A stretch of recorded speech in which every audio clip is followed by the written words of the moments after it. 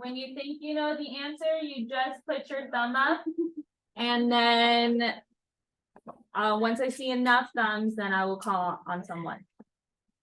If you don't have your thumb up, then your task is to keep trying. You don't just get to, like, I don't know, play with your fingers, look at your hair. Like, you just keep trying. You keep trying to figure it out. It is possible to figure it out mentally, even this one. So no graphing calculators, no scratch work. Try to do this mentally. Put your thumb up when you think you have the answer. So here's the question. We have graphs of two equations in a system shown there. Determine if each of these systems could be represented by the graphs and be prepared to explain how you know. So here's the first one. Could this system, x plus 2y equals 8 and x equals -5, be represented by this graph? When you think you know, put your thumb up. So again, yes or no, do you think that this graph could represent that system? Yes. Okay, and what indicated that to you?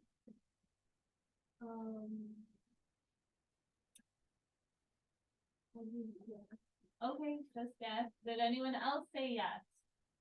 Cohen, why do you think it could be represented?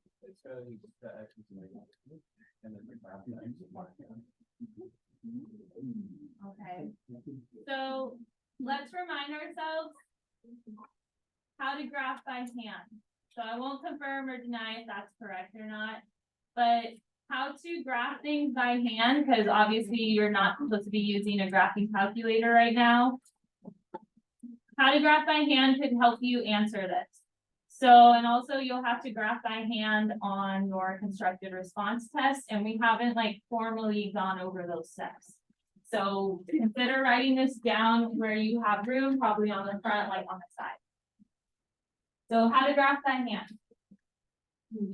What do you need to make sure of for your equations before you can graph them? Like, could I graph these the way that they are right now? No. What would I prefer that they be? What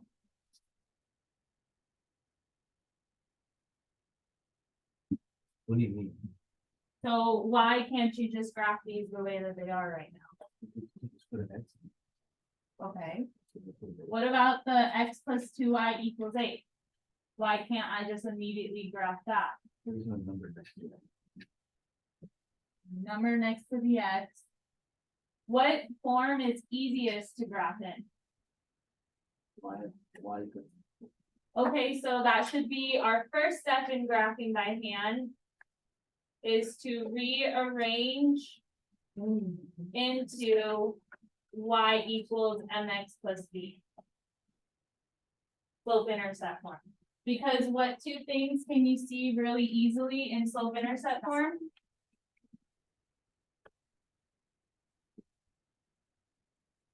Table 1, can you tell me one of the things that's really easy to see in slope-intercept form?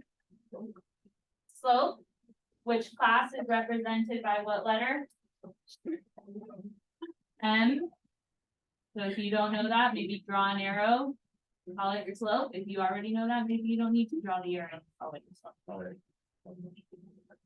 Table 9, I think my camera can hear everything you're saying. Table 2, what's the other thing you can see really clearly in slope-intercept form? And what letter shows you the y-intercept? B.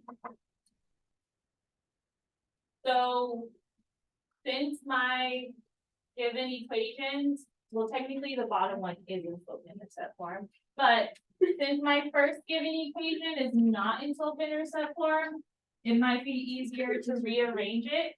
And you could do it mentally in your head. Okay. Do I recommend it on a test? No. When I'm getting it into slope-intercept form, what am I trying to isolate? the Y? The y. So get rid of what's farther. Would that be the x or the 2? X. How do you get rid of the x?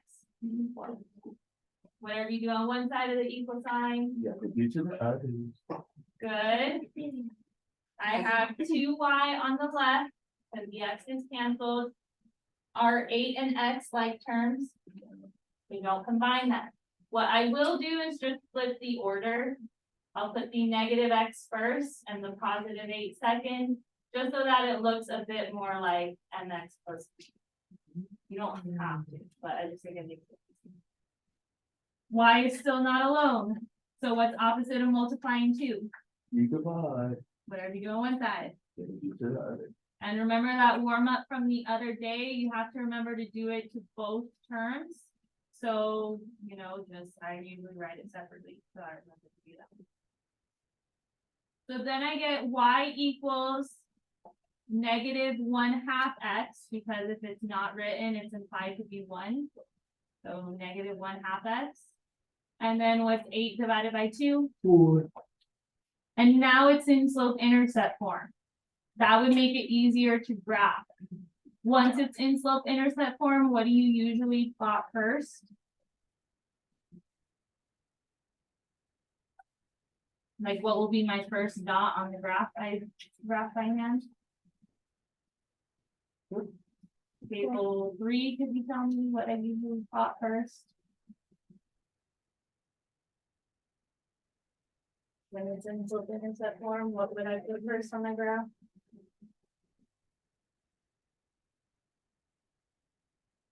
No, I didn't.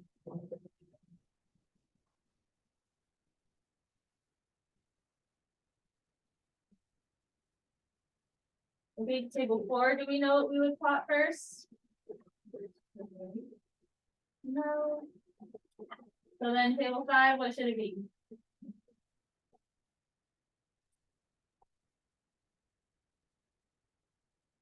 What do I plot first after making it into slope intercept form? Okay, table 3 wants to take a shot at it. But what do you plot first? The y-intercept. So write that down. A lot of you took a long time to get there. Make sure you're starting highlighting these steps. Second step after making it slope intercept form is to plot the y-intercept. What is my y-intercept for this one? 4. Now notice this graph isn't labeled. Could this be 4 right here?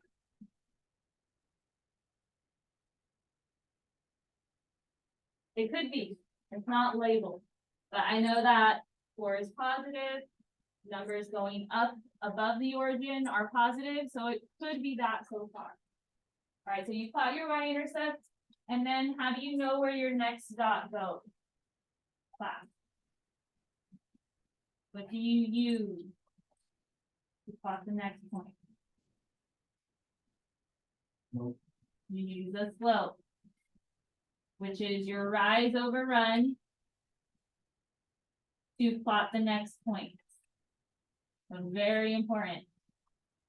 This is something that the curriculum assumes that you know, and I know like not everyone remembers. So make sure you star highlight it. You will be asked that on your constructed response graph by hand. Your system. Now I have seen students be like, oh, I can just use Desmos, and they'll plot like 1 point right, and then they'll just draw a random line and it doesn't even line up where it's supposed to. So you have to know how to use your slope, your rise over run to get to the next point. So look at this one. My rise is -1. Does that mean I'm going up or down? I'm going down. It's negative. Does this line look like it's going down 1 over 2 maybe? Down 1 over 2, down 1 over 2. Yeah. Yeah, it's not labeled, but it's definitely going down. So it could be represented by that line. Questions on that? Okay, now the bottom one, I know you might not remember, you're like horizontal, vertical lines, so I'll help you out a little bit with Desmos on that one. If I were to graph x equals -5, that's hard because you can't see your y-intercept. It's because you don't have a y-intercept. Does this vertical line have a y-intercept? Look at it. It doesn't cross the y at all, but let's see if that would make sense.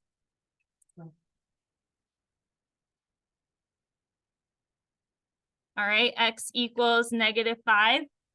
Could that be represented by the graph that's in our warm-up? Maybe let me put it side by side. Do you still think yes? Who thinks no? You would be right. Why can't it be represented by our warm-up? Because it should be on the negative side. It should be to the left of the origin. And is it in our warm-up? So that should be a no. The first equation could work, but not the second equation. So that's a no. And again, this isn't written. If you want to take notes, feel free, but like, yeah. Questions on that? Definitely make sure you have those steps though, how to graph by hand. So now that we've overcome that obstacle, hopefully the next ones are easier to figure out. So here's the next one. I have y equals -7x plus 13 and y equals -1. Could that be represented by that graph?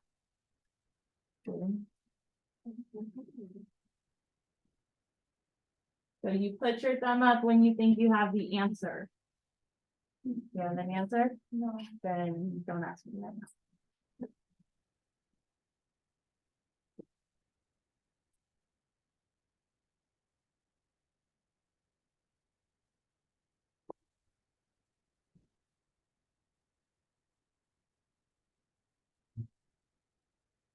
So the second one, you are all trying to figure out. Only on the screen. I should be on. Could that system be represented by this graph? Yes or no?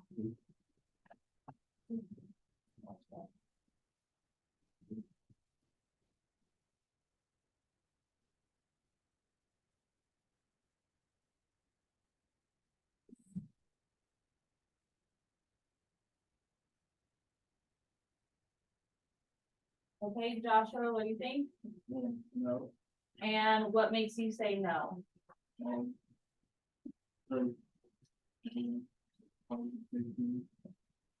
You don't think that could represent 13? Yeah, it's not labeled, so it could represent a y-intercept of 13. Could it represent a negative slope of 7? Yeah. Maybe, yeah. I mean, it's definitely going down. So that line could be represented by this one. What about the other line when it's y equals -1? No. Why not?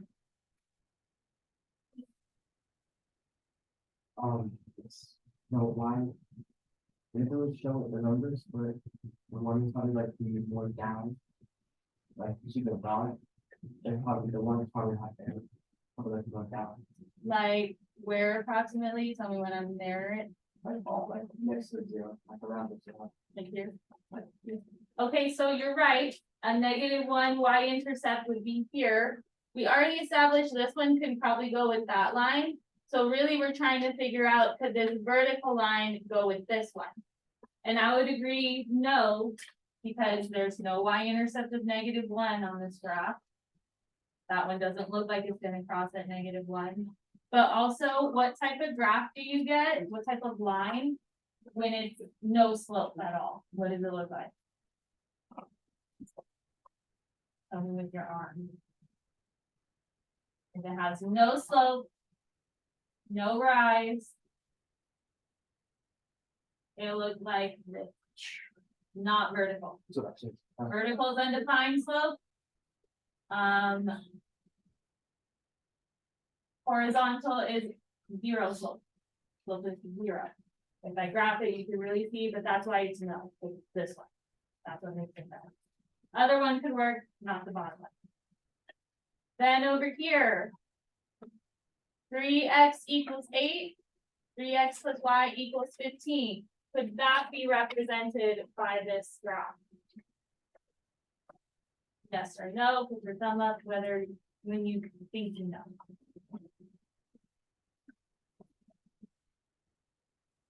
3x equals 8, 3x plus y equals 15.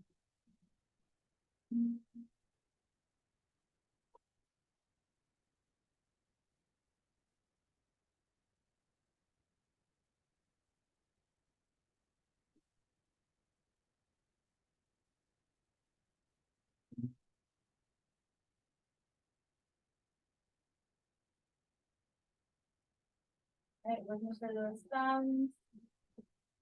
So that you aren't even looking at those things. If you're not doing it, it's not your concern.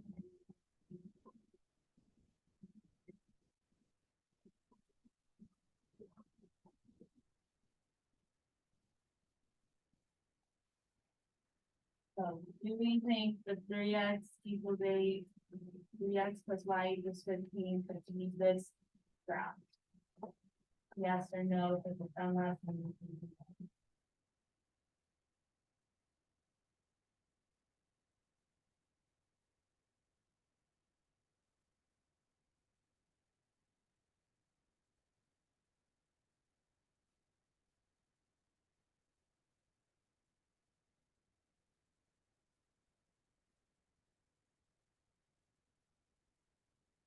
Okay.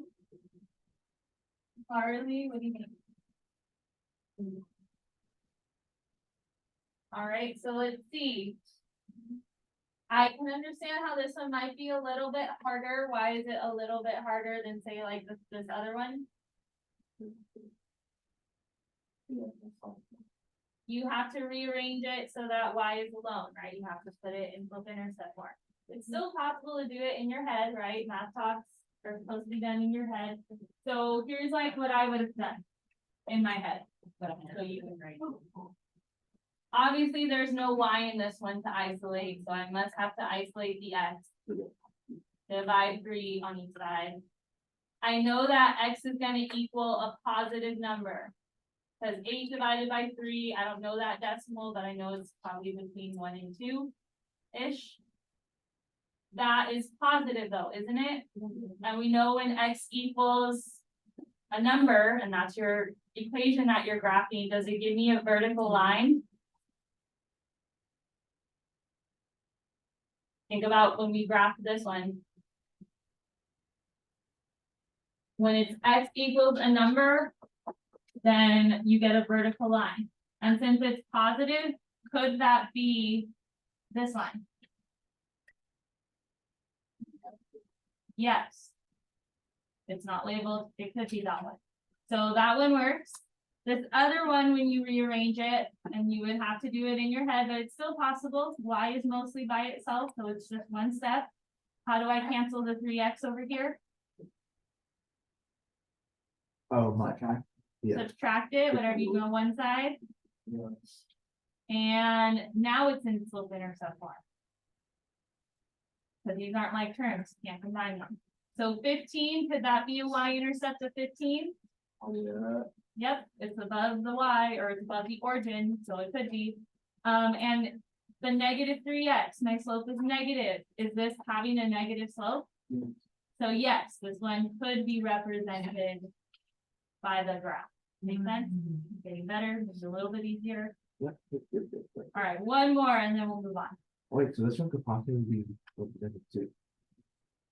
It could. It's That's not my labeled, so you just have to look at it. So last one, let's make it snappy. Two options, yes or no. Could this one, y equals 2x minus 7 and 4 plus y equals 12 be represented by this graph?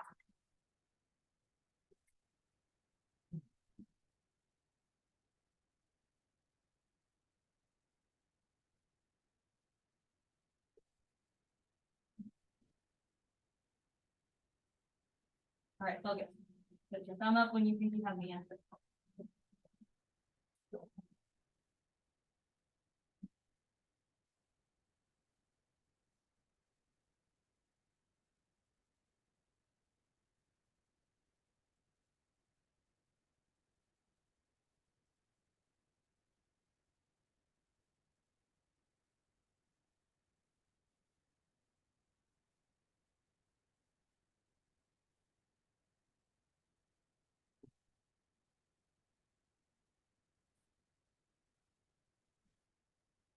My opinion, I think this last one's the easiest.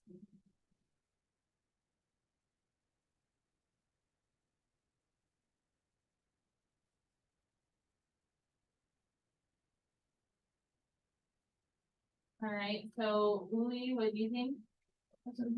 And why no? Because the y is not the Because in the very first equation, you didn't even have to rearrange it, it's already in slope-intercept form, y-intercept is negative.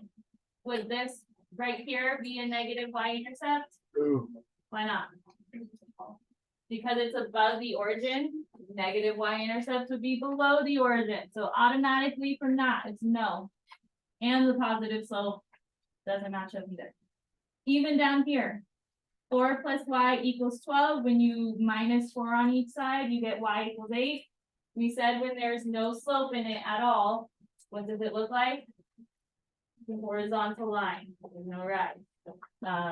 Is that a horizontal line? So there's lots of reasons why that one could not be it. I was really hoping to see more fun, so just give up on that one. But regardless, we need to move on.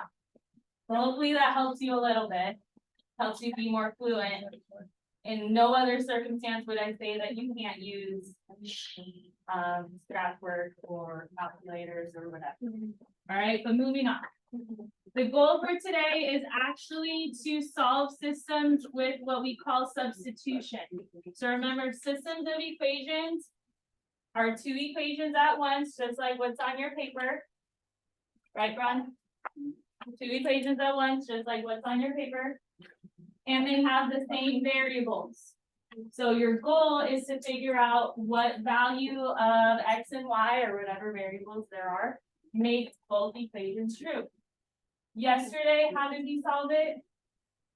What method did we use yesterday?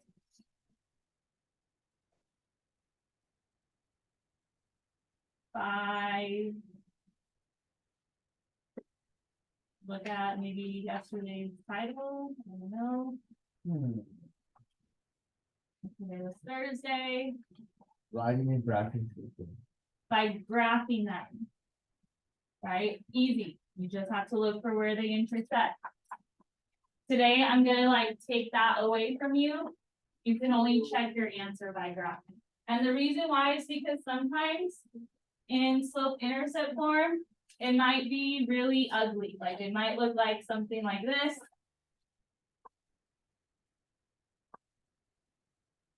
Something like that. And is that really easy to graph? No, because then I'm having to put a decimal for my y-intercept and then going down 1.4 to the right one, like that's hard. So in other situations, you might see that the substitution method is easier. So we have to teach you all the methods. The test will ask like some procedural questions. So that's why you have to know the procedures of them all, even though you might really like one over the other. All right. So here's the gist. If I have two equations with the same variables, like this, here's an example, so follow along, it's mentioned on the paper. What I could choose to do is solve one of the equations for one of the variables. So I would look at it and see in which equation is a variable already mostly isolated. And then I would pick that equation. So like I would pick this equation and I would isolate the x because it's already mostly alone, right? I would just have to do one thing in order to isolate it. So how do I get rid of that minus 3y?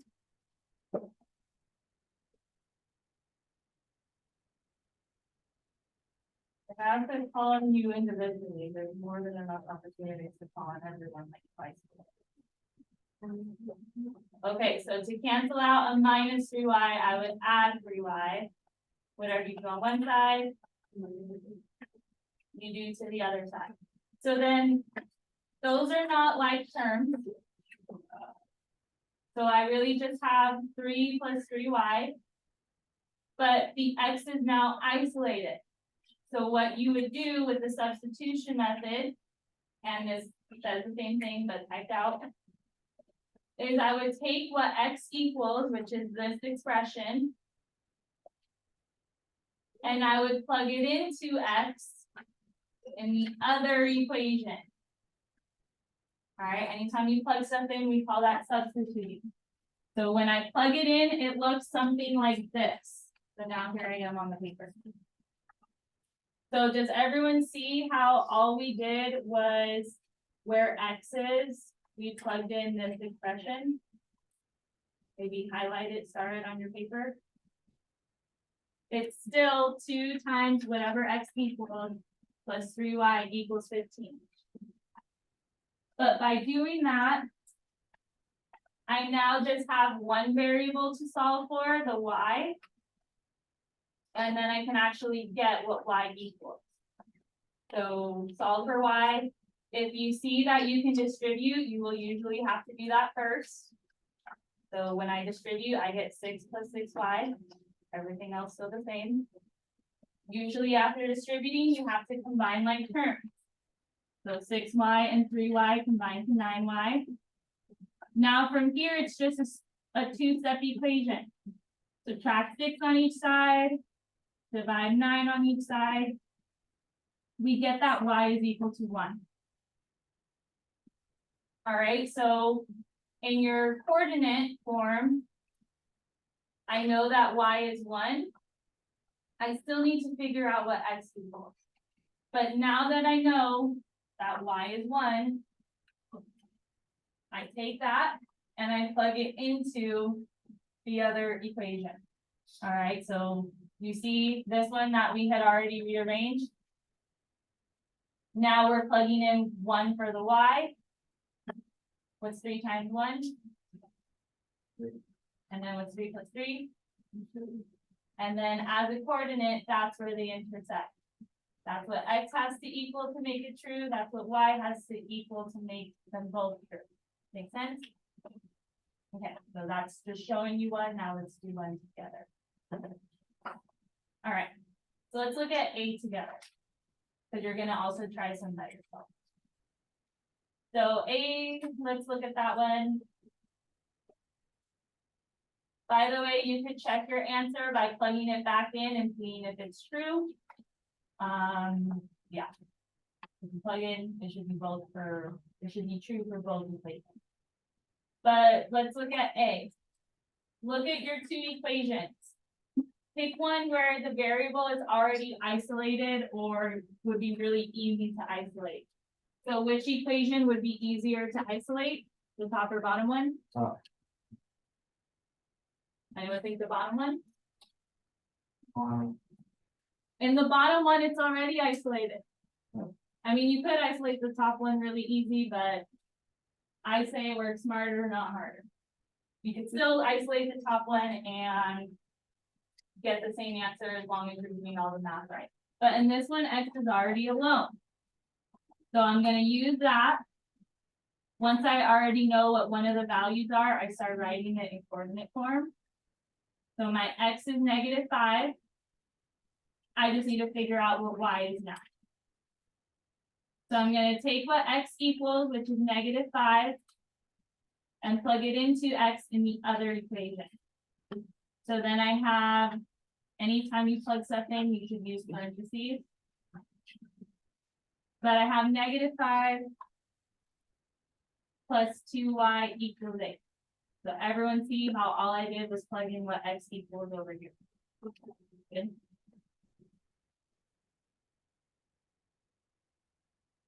Okay, then now we're isolating y. So start with what's farther. What's farther, the 2 or the -5? How do I cancel the -5? Whatever you do on one side of the equal sign. And then I have 2y equals with 8 plus 5. Opposite of multiplying 2 is. I'm not sure why some people are just staring and not writing. You had one that you could just completely observe and not have to write anything. Now you should be writing. All right, but y is equal to 13 divided by 2, which is what? 6.5. And now I know what x equals, I know what y equals, I write them as a coordinate, and then I'm done. Second. Do you guys think you could try B, which is really similar to A? Yes. Okay, so try B then. One second. Try B.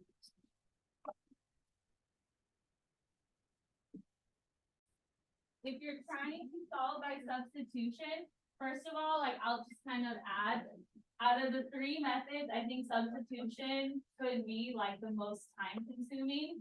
I personally would only use the substitution method if it looked like this, where one of them was already either fully isolated or I could isolate it really easy. So like from the top equation or the bottom equation, which one is more isolated? Yeah, technically the y's are both isolated, but in this one, it tells me why is this number. I already know what the y value of my answer is going to be. So I just need to figure out what my x is. And I just do that by plugging in what y equals into the y of the other equation. Okay, so that whenever you plug stuff in, use parentheses, it's a good habit. Will it make a difference in this one? No. But it will in another one. So I plugged in -1 for the y in the other equation. Are we good so far? Okay. So then we're isolating x. Start with what's farther. Not the -7, because that's right up against it. So how do I get rid of that 13? And whatever you got one side of the equal sign, do to the other side. What's -1 minus 13? -14. Okay, good. Equal to -7x. That part canceled over here. And then opposite of multiplying -7 is whatever you go on one side. And x equals -14 divided by -7, which is 2. A positive 2. Because a negative divided by a negative is a positive. Put it as a coordinate, goes to x and then y. Questions?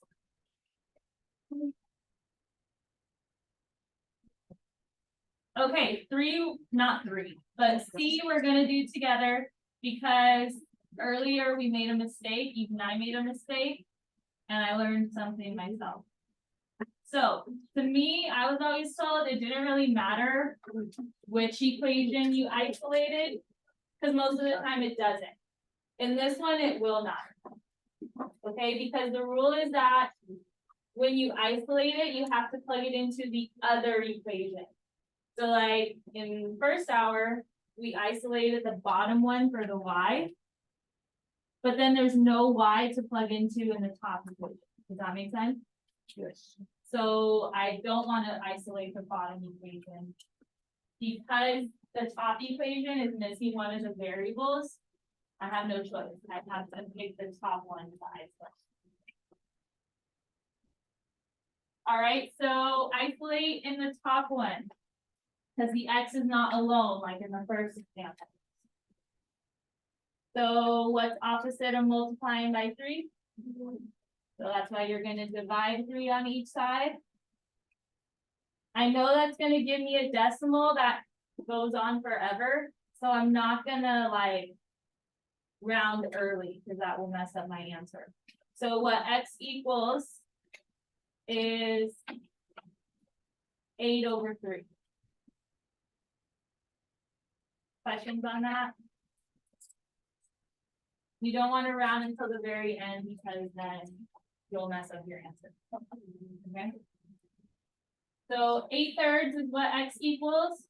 I'm going to take what x equals and plug it into x in the other equation. This one. So I have 3 times, what did we say x was? Okay, so you're going to plug that in with parentheses because it will matter. And then write everything else though that was in that equation. So plus y equals 15. All we did was replace the x with 8/3. Substitution. We call it the substitution method. Now you could use your calculator for that part if you want, just I would recommend put the fraction in parentheses. But what's 3 times 8? And then 24 divided by 3. So when you multiply by the denominator, you get that, that number. Timing 3 and then dividing by 3, you get that. All right, so then I have 8 plus y equals 15. Get the y alone. How do I do that?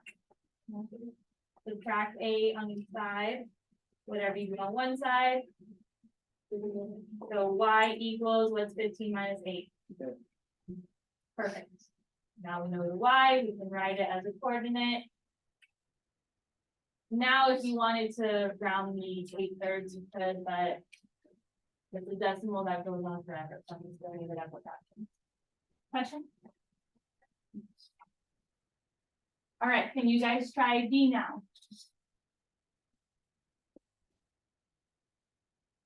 Try that one. It's similar to C. So try that one. Yes. All right, we're seeing if this answer is correct, so we haven't said yet. But when you're deciding to solve by substitution, it's a good method to pick one where the variable is either really easy to isolate or already isolated. So what did you guys pick? Top equation or bottom? Okay. Yeah, and the top one, it is already isolated, so why not take what y equals in that one? But if you did it differently, you should have still gotten the same answer. But take what the top one equals and plug it into the bottom one. So then it goes 4 plus, whenever you plug in, you should use parentheses, 2x minus 7 equals 12. So we plugged in the top one into the bottom one. Now you're solving for x. And what's normally outside parentheses, even if it's not written?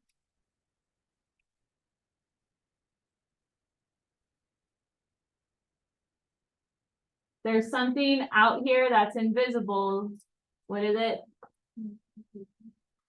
A 1.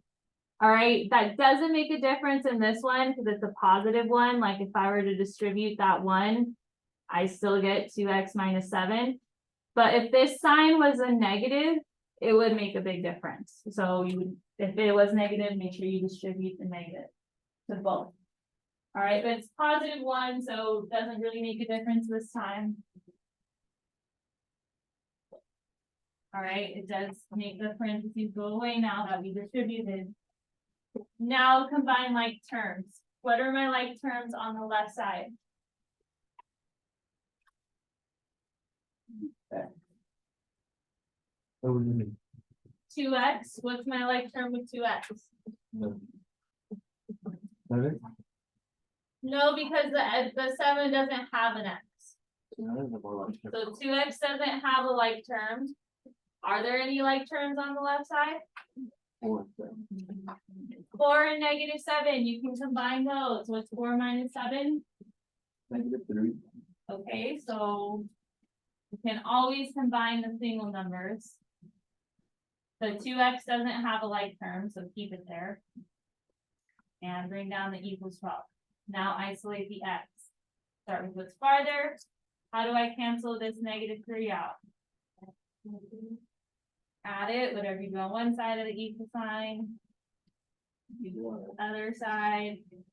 And then 12 plus 3 is. Okay, good. Opposite of multiplying 2 is whatever you do on one side. The other side. 15 divided by 2 is 7.5. And that is what we said. Oh wait, we're not even fully done. So we know, we've confirmed that x is 7.5. What I could do now, oh, and we ran into that issue again.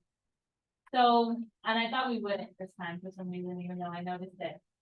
So How do you know that, the Y is 8? Those of you that rearranged the first one first, Andre? Because 4 plus 8 is 12, right, isn't it? So ordinarily with the substitution method, I'd have to plug this into this equation. But there's no X in that equation, so then it's like, what do I do? So really technically you should have rearranged this one, which is easy to do. Right, you would subtract 4 on each side. And Y equals 12 minus 4, which is 8. So again, just highly recommend if you see that one of the equations is missing one of the variables, consider isolating that one so that you can plug back into the other one. Because otherwise, had this one not been that easy, we would have been stuck. So questions on the. All right, now on a test, unless it's like a procedural question or unless it's your constructed response and I told you you have to solve by substitution, I would never know how you actually solve it. If you get the right answer, then you get the point. So how can you check your answers? Or if you're like running out of time on a test, how could you find the answer really easily? Desmos. You can type in both these equations in Desmos and you can do that for all of these. Even the ones on the back that we didn't do together. And where they intersect is where the solution is. So if I type in these, C will intersect here. And I forget what that decimal is, comma 7. D will intersect at 7.5, comma 8. So check your answers, make sure when you take your test that you're getting the right one, no matter what method you use. Questions? Okay, I think now's a good stopping point. You have 10 minutes to work on your practice. If you're not working on your practice, then I'll just keep going next.